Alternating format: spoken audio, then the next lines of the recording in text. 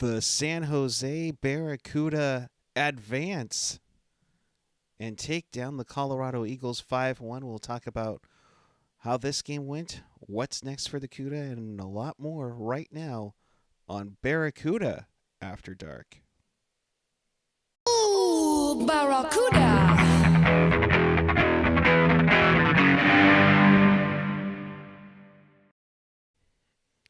Good evening, everyone. It is March 19th, 2021. The San Jose Barracuda take down the Colorado Eagles, the Avalanche minor league affiliate, by a score of 5-1. Welcome to Barracuda After Dark. This is your live interactive San Jose Barracuda postgame. Yeah, baby! That's right. At least another team from the Bay Area can make the playoffs, too, and win in a play-in. Am I right? So if you want to be part of the show, Teal together and interact with us, chat with us and fellow Barracuda and AHL fans on the page or the app. And, of course, follow us on the social, Twitter, Instagram, Facebook, YouTube, SoundCloud, Reddit, Discord, and find everything at tealtownusa.com. Good evening, everyone. I am Erik alongside a very happy Kevin Lacy. He's so excited. I think he might have muted himself. I don't know. Yeah, sorry. I was trying to get the link out so we can get as many people in the chat room as possible here. Yes, I'm excited. I'm so excited that I forgot to put up a jersey or hang a jersey or anything. But we've got quite a bit to talk about in this game, and thankfully, no issues. Don't have to worry about work, no meltdowns with the email system, anything like that. You have my full undivided attention until people in the chat decide to start blowing me up or something like that. But thanks for being here.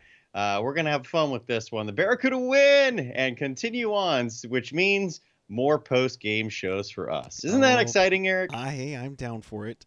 It kind of works out perfectly with inventory and my work schedule coming up, so I am down for that. A couple of things in the chat. Let's get to it because, of course, this is a little bit different. Big Bird wants to know, serious question, does anyone know or how if the Barracuda games are televised? I'm on the East Coast in New York City. Okay. Great question, Big Bird. So, of course, you can always subscribe to AHL TV. Like right now, they're doing a deal. I guess you could call it a deal. If you really, really want to watch it, it's $15. But given that there's only a divisional playoff left and that's it, I don't know if that's your best, use of money. But I mean, it is only $15. So if you want to watch, not bad. There are other means that you can use to watch as well. That also provide the AHL TV stream, but I'll have to leave it at that. My advice to everyone is to always do the full season package because, like for this season, it was only, I believe, like $35 or something like that for the full season, the whole league. I might be off a little bit there. It might be $45, but $35 for team, $45 for the whole league. But you get to see all the Barracuda games at your pleasure. Given that it is the AHL, a lot of people like to watch them on replay. I, for one, missed the final 5 games of the regular season, and I do plan on going back and watching them because even though most of them were losses, I heard they were pretty enjoyable games. So, I always say subscribe to AHL TV. It's a good way to go. But you can, if you know where to look, you can watch the game. And of course on Teal Town USA, the Twitter account, we've always got GIFs of all the highlights like the 5 goals that we had tonight. Right. So check that out. All right, let's get into that. Coming off a game yesterday with the Tucson Roadrunners where the shots were like,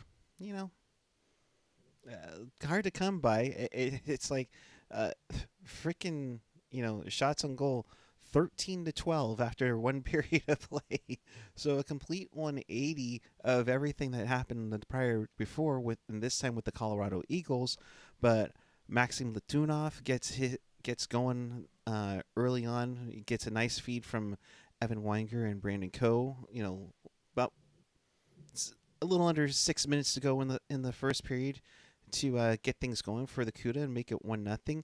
What did you take from the first? I mean, obviously, like I said, it's like they compacted yesterday's game and almost into one period with the offense. Well, I've only caught a couple of Eagles games this season, but the ones that I did watch were absolutely wild. Very, very high offensive games.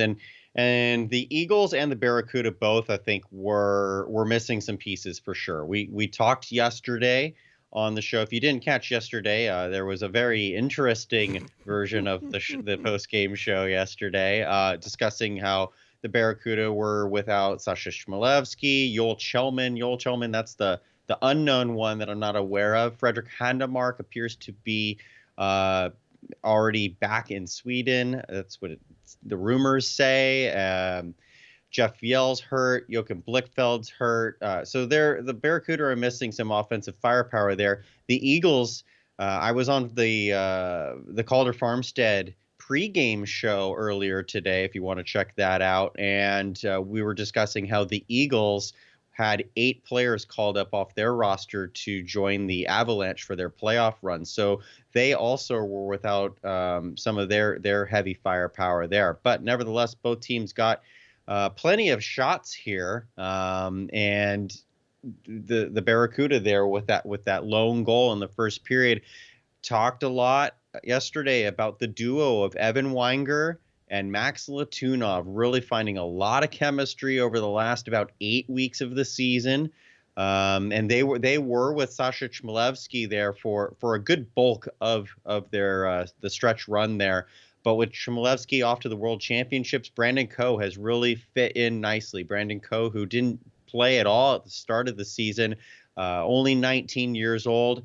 That line got a goal yesterday. That line gets actually the first goal of the game yesterday, and they got the first goal of the game tonight. So they're continuing to contribute, and with those mainstay players like Blichfeld, like Alex True, Chmielewski, I mentioned, they need players like Max Letunov to step up. And we still have who knows how long to go in the playoffs. You never know. It's no longer single elimination after these two playoff games were. But I dare say Max Letunov might be the MVP of this team, despite the fact I will say Joachim Blichfeld was the best player for this team, and Josef Korsonage definitely deserves some consideration there. But without the pieces and with the ever fluid roster that the Barracuda have had this season with all the taxi squad and main roster call-ups, the one guy who's come in, night out, day in, day out, Max Letunov, has continued to step up his game, showed why here in that first period with that goal. Yeah, so. Absolutely. And to get things going, I mean, early on, really as you said, Colorado was dealing with a depleted roster with a lot of their, I don't want to see taxi squad per se, but they're killer bees. I think I've heard. The Black Aces. The Black Aces. Thank you. That's the one I was looking for. Where they're just going to be just sitting in the press box just in case everything. And that's the interesting part about this, because you look at the Roadrunners, they were pretty much done, so they had a lot of players back, kind of similar with the Cuda. You're seeing that with Colorado. You're wondering if you're going to see that with Henderson.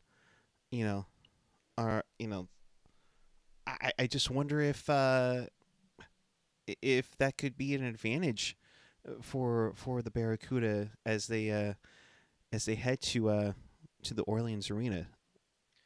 Well, the Barracuda will definitely need to get as many advantages as they can, because although I think the Barracuda put up decent efforts against we're looking ahead here with for the next game, but the next series against Henderson, even though Henderson decidedly won the season series, I didn't dislike how the Barracuda played against them. And in fact, especially early on, because again, I missed the last couple of games against Henderson, so I don't really quite know how those games went, and I do want to go back and watch them. But I know that early on in the season series, though Henderson was winning most, if not all, of those games, I actually thought the Barracuda were outplaying them for most of them. I thought that Logan Thompson, who basically has been the best goalie in the AHL this year, really single-handedly carried Henderson through the season series against the Barracuda. I'm not impressed with their defense, and if the Barracuda offense can step up like they did tonight, especially with young new faces. Again, talked about that on yesterday's show, but you've got a guy like Krzysztof Hrabik, who just got called up from the ECHL and did not play yesterday, gets inserted into the lineup tonight in favor of Vlad Kotkov, and Hrabik scored 2 goals, his first 2 goals in the AHL. So players like that stepping up. Nicholas Meloche scored his first goal in over 2 years. 79 games, if I'm not mistaken, right? 79 games. March 3rd, 2019 was the last time that Meloche scored a goal at any level. And he did it tonight in the playoffs. And I would like, we can kind of carry on through the score line here, but I do want to reserve some time to give some major praise to Nicholas Meloche, because he's been really just thriving this season, I think, with this team. He struggled last year, but kind of everyone struggled last year. But I've liked his game, so we'll talk about him later on. But yeah. No, John with the super chat donation, as always, like Sharks and Teal Town After Dark and everything that goes to support the show. Of course, we recommend Venmo at Teal Town USA for donations that goes back to help support the show on the website and everything there. John saying, Kevin, my $14.99 for one game turned into at least a total of 3 games, 1 plus 2 more minimum. So he's jumping on there. That's what I'm talking about. Like, that's true fandom right there. And we love you, John. Like, thank you so much for your support throughout the season, and like supporting the Barracuda here. You take that risk with that $15 for just the one game, but now it turns into 5 at the very, or 4 at the very least, and who knows what else. So that average is down, and I mean that's the price of a ticket and a half at a live game. So. I mean, when you want to compare it that way, $15 isn't that bad, and I'm glad you made it work for you, and I'm glad that you're watching the games. And I'm, the more fandom that the Barracuda can have, the better, because this team's fun to watch. Definitely. Moving on to the second period here, and this is when the Cuda really, I think, started to show their prowessness here. And within the span of 3 minutes, you see Zachary Gallant get his first from the Pashanik brothers, and then you see Krzysztof Hrabik, as you said, get his first of 2, with Ryan Merkley getting an assist, and then Meloche. Is it Meloche or Meloche? We go in back and forth about this. So I'll go with Meloche. Started with Meloche, and then was told it was Meloche, and then was retold that it was Meloche, and it makes me just want to say I'm going with what I've always known it to be, which is Meloche, until the player tells me otherwise. Right. So they make it a 3-0 lead, and then Sampo Ranta gets one back for Colorado. It ended up being their only goal of the night.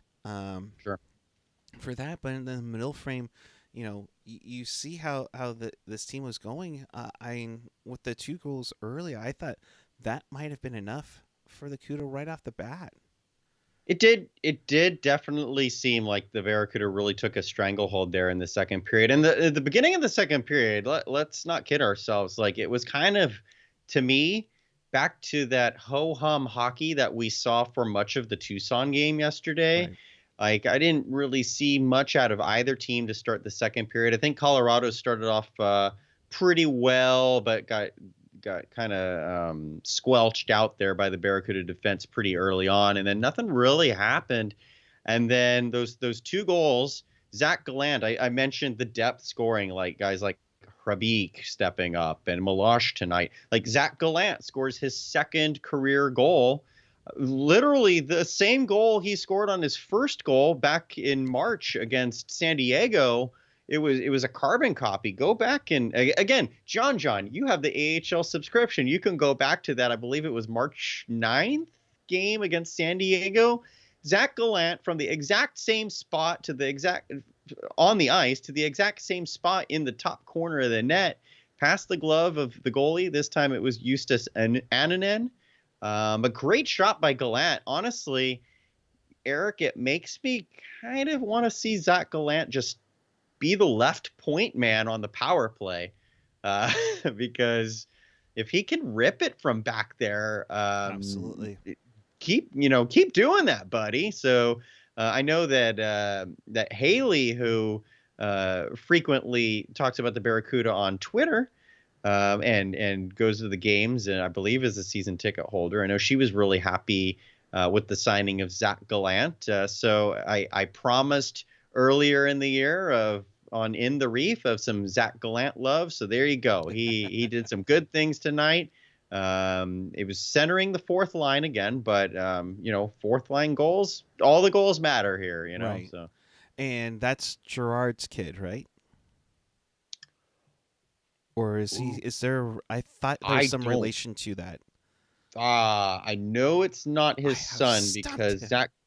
Zach Gallant's dad, as the running gag with Teal Town USA is all the parents love me, and Zach Gallant's father did tweet me earlier this year, and it was not Gerard Gallant. So, all right, I can pull it up, but I don't recall there being a relation there. Gotcha.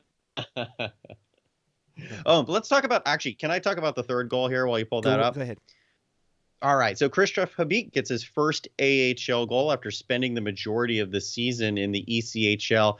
And this is a goal that starts from Nick Meloche, who, my favorite goal yesterday, there were only two for the Barracuda, but my favorite goal yesterday was that Evan Weinger goal where Max Latunov was down deep, made a great defensive play, got it out to Brandon Coe. Coe rushed up, found Meloche. Meloche had his head up, looking at his options, found Weinger in front of the net, banked it off of Weinger and in to tie the game.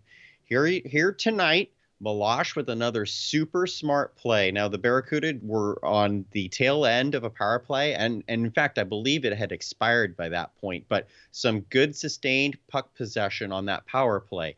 Meloche is down deep in the left offensive corner, finds Ryan Merkley in the complete opposite corner, back at the right point. Beautiful pass, reverse diagonal, basically, to Ryan Merkley. Merkley, who, take him or leave him, basically. Ryan Merkley, you either love him or you don't. Tonight, he played okay. This might have actually been more of a middle ground game, but Ryan Merkley made a real strong play on that right side point, deked around one of the Eagles, I don't know who, made him drop his stick and everything. So really kind of just embarrassed him there. Merkley skates in after making that move. His shot gets blocked, but goes right to Krzysztof Habik. That's a hard one for me to say. Krzysztof Habik. But Habik just blasts that one home. Annunen had no chance on that. Just the right carom at the right place, right time. That made it 3-0, but it all starts with a great play by Nicholas Meloche. And I said I wanted to give him some love, and he's coming up big for this team as probably their strongest defenseman this whole season. Gotcha. Wasn't able to pull it up. It's definitely not Gerard's kid, so my apologies there. I was just hoping we could throw up. Remember that picture I had of Gerard behind the bench in his SAP suit, would have been nice to have that to go with there. John, thank you very much for your super chat donation again. So, do we need to bring up the 5-minute major? Las Vegas whining about a major. Hey, yeah, Kevin, I have a sub now. Wait, basically, oh yeah, there you go. He's got a subscription now, and so do we bring up the 5-minute major during this series coming up? Are you talking the 5-minute major that happened tonight? No, I'm talking about the 5-minute major that happened 2 years ago against another night squad. Which one would that be? I have no idea. I don't think I've ever seen that one before. I don't know. Something happened like that? No, I'm kidding. Something like But that. Actually, 5-minute majors and the Colorado Eagles are not few and far between, as there was a very dicey situation in last night's Colorado Ontario game where Boko Imama decided to try and decapitate Kyle Burrows. That might have actually helped to the Barracuda advantage because Kyle Burrows was not nearly the physical force tonight as he was last night and throughout the season for the Eagles and in his brief NHL call-up. I think this game really played to the Barracuda's I don't know if you'd call a lack of physicality a strength, but it didn't play into their weakness, I guess, of their lack of physicality. Like this was for the most part, except for the start of the third period, a pretty even-keeled game. I think the Eagles might have been a little worn down from the ruggedness of last night's game. And I do want to mention, Erik, that on the Eagles broadcast last night, they talked about how the Barracuda players were in attendance for the game. And I really kind of wonder if that played to their advantage, having played the 1 o'clock game. Right. And being able to take the night off, especially having not played Colorado all season. This was the only divisional opponent that the Barracuda did not play this season. I'm sure that the coaching staff has tape and, can inform players about, watch for this. And they know guys like TJ Tynan who are, established veterans, things like that. But still, being able to just sit back, relax, know they had the game today, and being able to be in person to observe the Eagles playing, I think that really the time slots really benefited the Barracuda today. I mean, who knows how much, but I mean, I think there's something to be said there. So, definitely. You want to get into that third period? Yeah, I was gonna say, apparently there was a big hit tonight in the Colorado Avalanche game with Nazem Kadri. You talk about the hit, last night between Colorado and the Ontario Reign, and then of course 44 seconds in, kind of also I think that was the other nail in the coffin for Colorado, was Mika Salamaki taking a 5-minute boarding major on Jake Middleton. I got it right this time, Kevin. Yes. There you go. Does not like being called Jacob, everybody. My bad. All right, my bad. Inside joke, folks. Go with it here. But, really dicey hit. I mean, I think Jake just really kind of was able to get a chance to kind of make sure he gets a little bit of his arms up there at the end there, but still a dangerous hit. And again, 5-minute major that they didn't even put anybody in the box for. So this whole situation, that's the sentence. This whole situation. So Sampo Ranta gets the goal at the end of the second period, very late at the end of the second period. I don't know if he said something as he went off the ice or maybe during the goal, but he was definitely chirping with Jake Middleton to start the third period. And there's a very quick stoppage to start the seconds into the third period, and Jake Middleton gives him a little shot, like a little jab with his stick or whatever. Ranta takes offense to it, says something. Robbie Russo, who's a good veteran leader, longtime AHLer, he jumps in and starts chirping. So they're bad mouthing Ranta, and Ranta's giving it back. So there was definitely something going on there. So the very next shift, the fellow Finn Mika Salamaki, who long time NHLer, but definitely has some considerable NHL experience. When I saw him in the lineup for tonight's game, I was thinking, what bonehead hit is he going to do? Because I remember him playing for Nashville. Right. And this was it. So when he hits, he's definitely gunning for Jake Middleton on that play. So he fully deserved the 5-minute major for boarding in a game misconduct, because you cannot convince me that I'm not saying he was trying to injure Middleton, but you can't tell me that he wasn't trying to hit him. Right. That's for damn sure. And it was a reckless play, a stupid play, hits Middleton from behind in a dangerous position. Luckily, Middleton was able to get his arms up enough.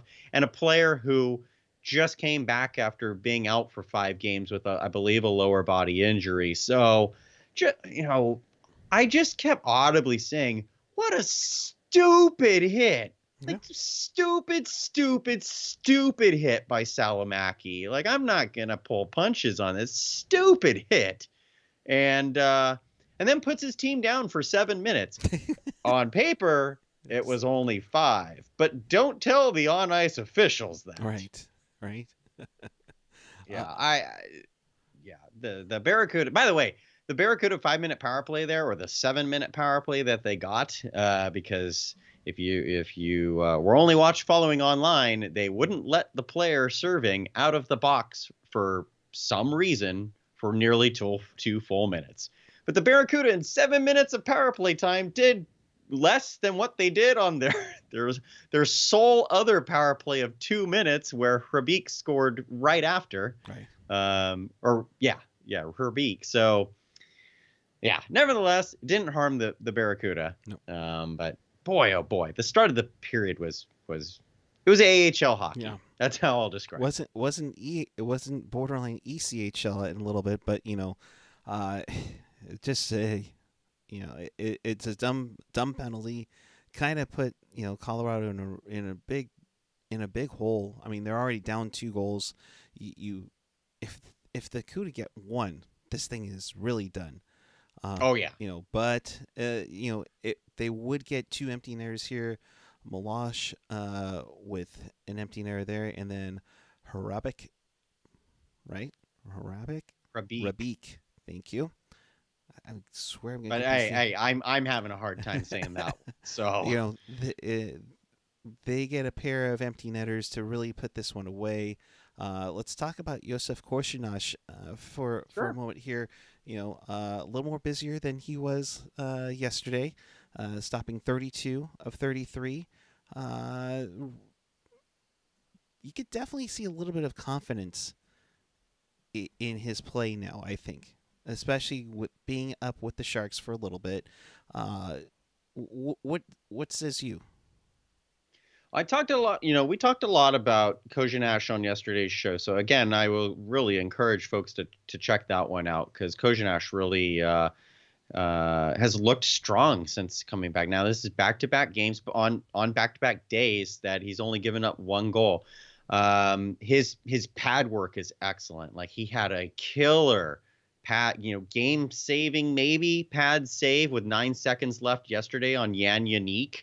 And early on in this game, the opposite pad, because that was his left pad, and he had a great right pad kick save on Cal Burke sometime in either the first or second period. But time after time, the Eagles were shooting low on Korsonage, and Korsonage was having none of it. Like, his motions were crisp. He wasn't sliding all over the place. Maybe a little bit on the Ranta goal, but that was also a byproduct of a bad bounce going away from Korsonage, so he was kind of out to dry there. So I'm not going to fault him on that 1 goal against. But overall, his rebound control, I'll continue to say it, his rebound control was a major concern and a big reason why he was trending downward over the last couple years in his career. But he really seems to have worked hard with Evgeny Nabokov, and I think Danny Sabarin has had a big influence on him coming in as the new goalie coach this season. He looks like he's invested a lot of time in the fundamentals that he was lacking last year, because he's a totally different goalie this year. And he's been better and better and better every time. It's like Nick Meloche on defense. Like, these 2 players, you can see it when they're out there. They believe in themselves. And not that they didn't believe themselves at the start of the season, but you see Meloche makes better and better decisions when he's out there on the ice, game in, game out. Korsonage, the quality of his saves are getting better and better, which is perfect, because as the Barracuda move along in these playoffs, the competition's going to be harder, so he needs to be better and better. So he's trending in the right direction. And again, I don't know if Korsonage is going to be an NHL starter someday, but he hung in there in his cup of coffee with the Sharks.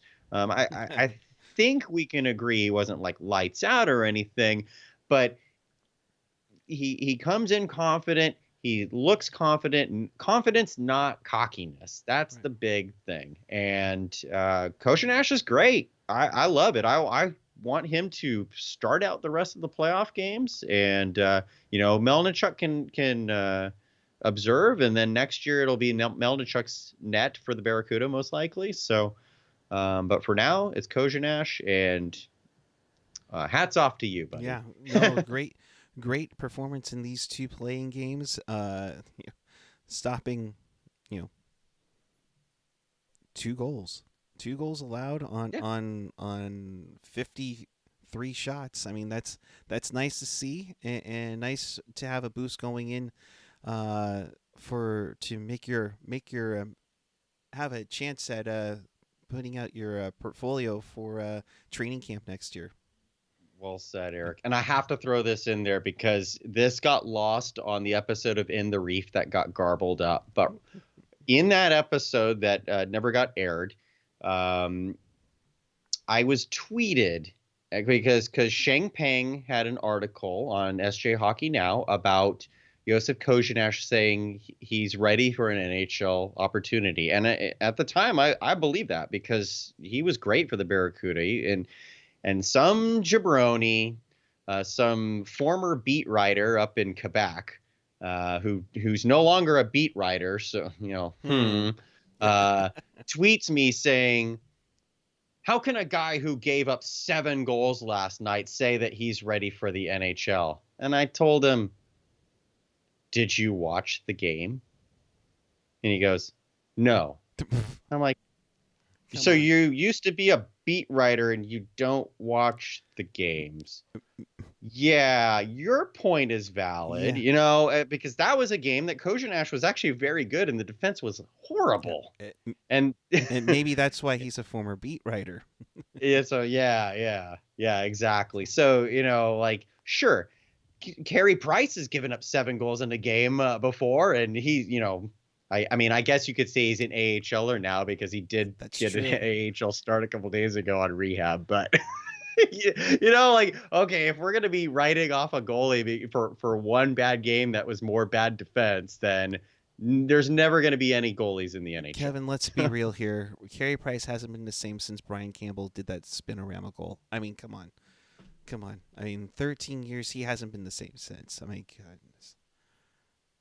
Yeah. Gotcha. Yeah. But yeah, Korsonage, I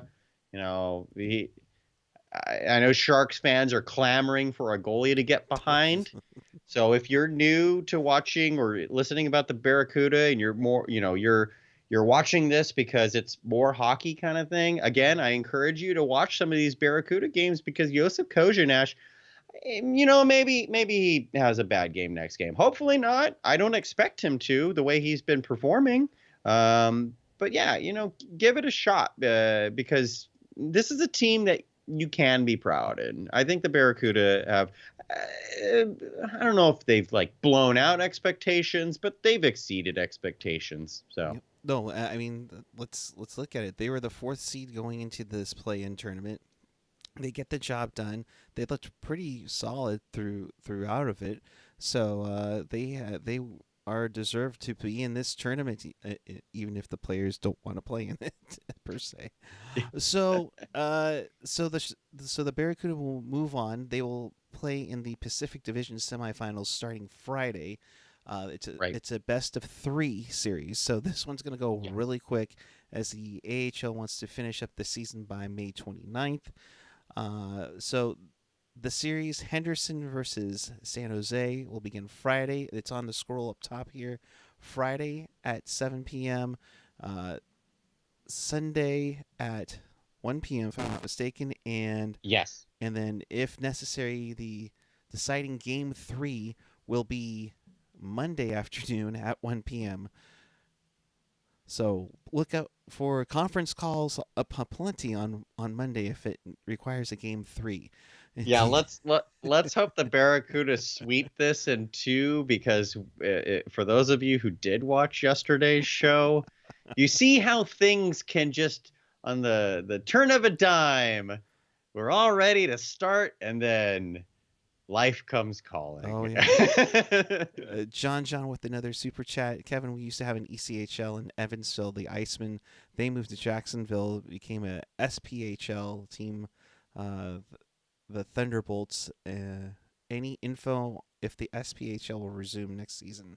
Ooh, that Those man. those are tough ones. I mean, we saw a lot of minor league baseball shake up because of everything that went down. You wonder if there's going to be some that come out from hockey once COVID kind of subsides a little bit. Yeah, I would put faith that the SPHL now the SPHL that's a little too far off my radar, but the SPHL I would have faith that they'll be back next year because I know the ECHL is planning on having a full league next year. The SPHL being the league below the ECHL, which is the league below the AHL, but the AHL and the E both are expecting to have full regular seasons next year.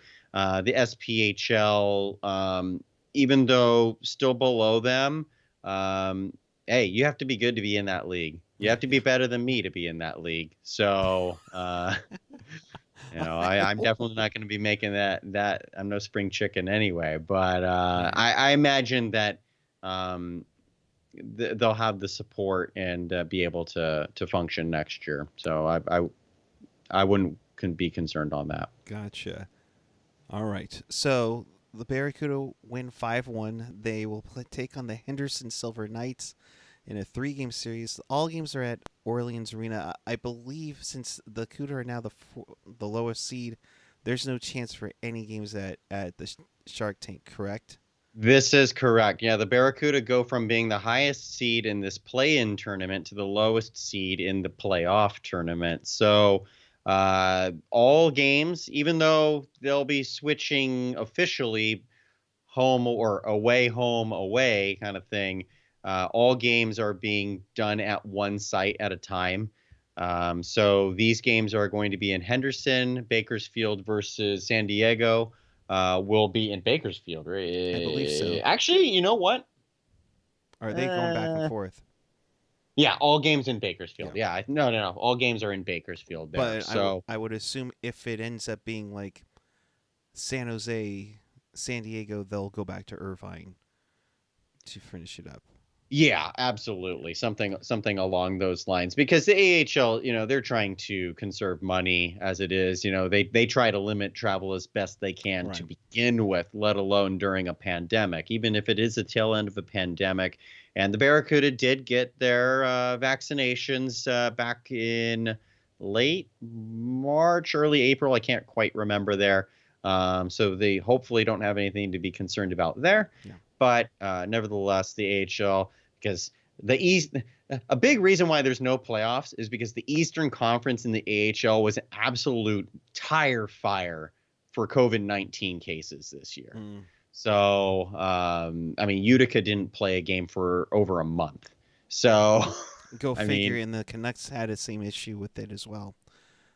yeah, right. Yeah, exactly. That part was actually coincidental, but nevertheless, the AHL is trying to limit the risk here while still getting some games in like this Pacific Division. So, Matt says, "Buckle up." I saw that. Yeah. Buckle up. Not the old days of the 1-1-1-1-1 series playoff series. Yeah, no, that's for sure.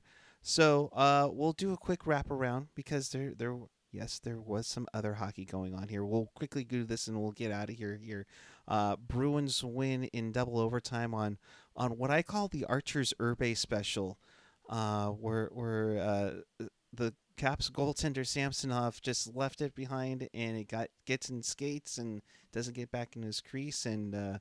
Miller gets the game winner for that one in double overtime. Such a heartbreaking way to lose, but for the Bruins, you take the win 3-2. The final there, they're up 2-1 in that series. And the funny thing about that was to start the third period, Josef Korsonage did the same thing, and I was like, "Oh, don't!" Luckily, Craig Smith not on the ice for the Eagles, and then Jake McGrew stripped Eustace Annunen later in the third period of the puck and had an open net and couldn't connect. And I'm thinking, well, Craig Smith isn't on our team either, so. Right, right. Moving onward, the Hurricanes shut out Nashville 3-0 in this one. They go up 2-0 in the series. I mean, it's weird to see a big crowd, but to see the atmosphere in Carolina is just electric, and it's nice to see, just to have that going on. And I look forward to seeing how the atmosphere, even in Sunrise for the Battle of Florida. I look forward to seeing what it's going to be in Tampa. I believe tomorrow, for that continuing of the series there. But 3-0 for Drew Weber's Carolina Hurricanes. Good, good to see there. But Carolina, I mean, I thought Nashville would be a little more into it, but you know, it is what it is, right? Um, Trying to also, remember who I picked on that. I know I picked Carolina for sure. I just can't remember if I picked 5 or 6 games on that series. I uh, Ian will tell me, but I believe it was I think it was 5 for me and him as well. I didn't think Nashville was going to do too much. Maybe get 6 games. We'll see on that one. But I honestly at this point I think Carolina might be too good for them. So, John, thank you very much for your donation. Kevin, you do a great job on your Barracuda coverage, and then some other guy does okay for Teal Town. That's I appreciate it. Thank you, John. Thank you, Thank. and Matt. Completely agree with the previous statement. You guys are awesome. Appreciate it, Oh, Matt. thank you. Thank you so much. I, Kudos. I I've said it before. You have to be dedicated fans to be watching an AHL podcast. Yeah, right. So kudos to all of you out there. Oh, kudos. Erik can't have all the bad puns. Oh, I got to come in there with one from time to time. That's so. true. That's for sure. Somebody has to. Um, Winnipeg goes up 1-0 in their series with the Edmonton Oilers, winning 4-1 in this one. Connor Hellebuck, uh, stepping up to the task, which you kind of expect. He didn't hella suck. He stops 32 of 33 shots in this one for the victory here, and Winnipeg up 1-0. Man, if you're a Jets fan, you're just like, oh, can't we just get some crowd noise into Bell MTS Place, because that would be huge now that they got one game in. I know home ice isn't exactly home ice, but man, Winnipeg off to a good start, and surprising for the Oilers. And I'm surprised they're wearing those navy blue alternates. I'm not sure about those. Oh, really? Oh, we're going to have a disagreement on this later. Oh, gosh. All right. Also, finally, well, there's 2 more left, but the Avalanche win 6-3. Jonas Donskoy gets a pair of goals here. Nathan McKinnon does his thing. He gets a pair of goals.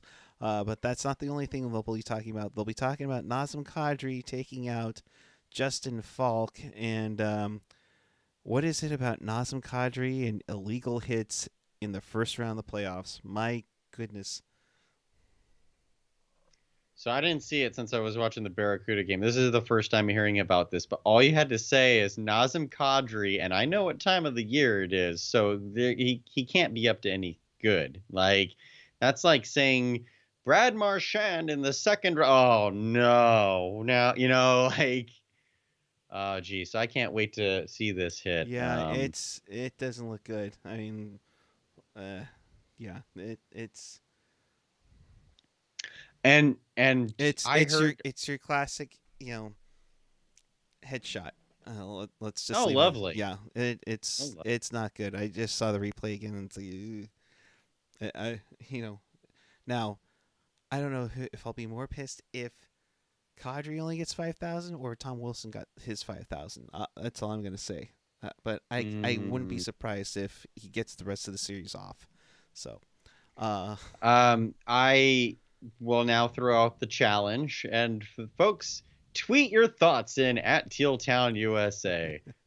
2 plays I have not seen yet that I apparently need to go to see here. Which is worse? Nazem Kadri's hit tonight in the Colorado Avalanche game, or Jermaine Lowen of the Henderson Silver Knights, who was suspended for 4 games, who will not be appearing against the Barracuda here, because apparently he axe swung a player several times. I have not seen that yet, but tweet at Teal Town USA and let us know which one's worse and which penalty or which discipline was more underwhelming, because I'm sure that's the avenue we're going. Right? So. Seriously. Oh, man. So there's that. And, of course, the final regular season game happened today.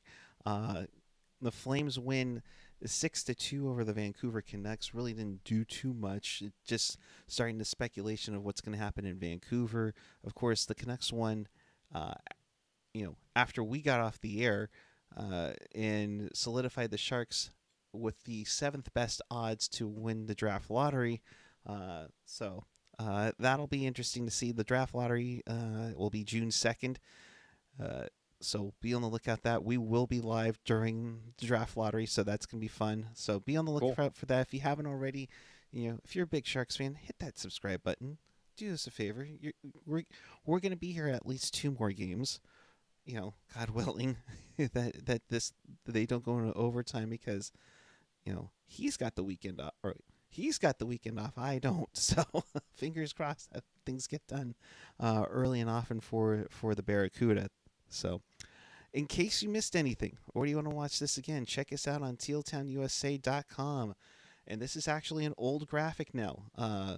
You can find us on Apple Podcasts, Google Podcasts. Hit that subscribe button to YouTube, SoundCloud, Spotify, TuneIn, iHeartRadio, and now Audible. Yes, that's right. The company that we sponsored for like a season or 2 years ago, back when we were Pucknology. Audible, you can find us there. But of course, always available at tealtownusa.com. So with that, my friend Kevin, you ready for some playoff hockey? Are you going to grow out the playoff beard? I kind of got a head start a little bit, but I'm not sure if I'm going to do it yet. This is, with the nature of these short series, I mean, I am actually growing my playoff beard, but I don't grow facial hair very quickly. So Gotcha. I might be where you're at right now in 2 weeks. Nice. But there was one other game. Since this is the AHL show, the Belleville Senators beat the Toronto Marlies 6-4, right, because just like the Canucks and the Flames, there's still AHL regular season games being played up in Canada. The Belleville Senators scored 4 goals in the first period, then gave up the next 3, but then scored 2 more and won 6-4. Nice. Their season whatever finale is tomorrow. We'll finally get through regular season games in both leagues. Gotcha. So the Barracuda and the Silver Knights will start Friday night in Orleans Arena at 7 p.m. I know they've had some fans in attendance there, so we know Hockey Turkey is in the area, so who knows if he'll check that out. But we'll see. We'll keep you posted on everything. It'll be fun to see if they do anything again. The interesting part is, the Black Ace is up for the Golden Knights. Will that have an effect for the Barracuda? Remains to be seen. We'll find out. So, Kevin, thank you very much. Your final thoughts and where people can find you.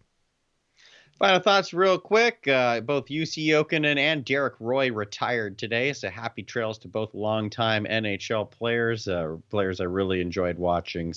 But you weren't Sharks, so bye-bye.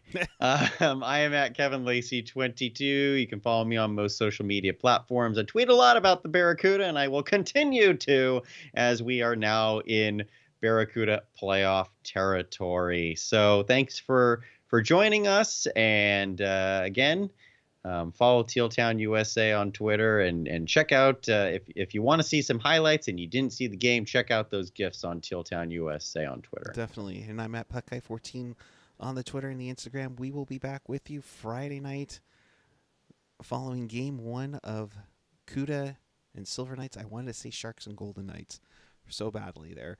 But be on the lookout. You can check that on the AHL TV or the Sharks Audio Network on the SAP Center app or any places that you can find. And be warned, if you do watch the game on Friday night, the Silver Knights helmets suck just as bad as the Golden Knights helmets do.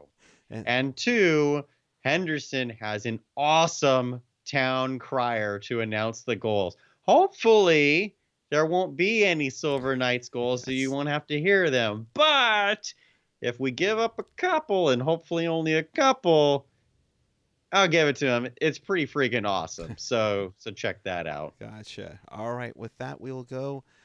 And until Friday night, keep it real. Keep it Teal. Keep it real, Teal. Have a great night, everyone. Friday night, we're talking about a victory over the Silver Knights. Good night, everyone.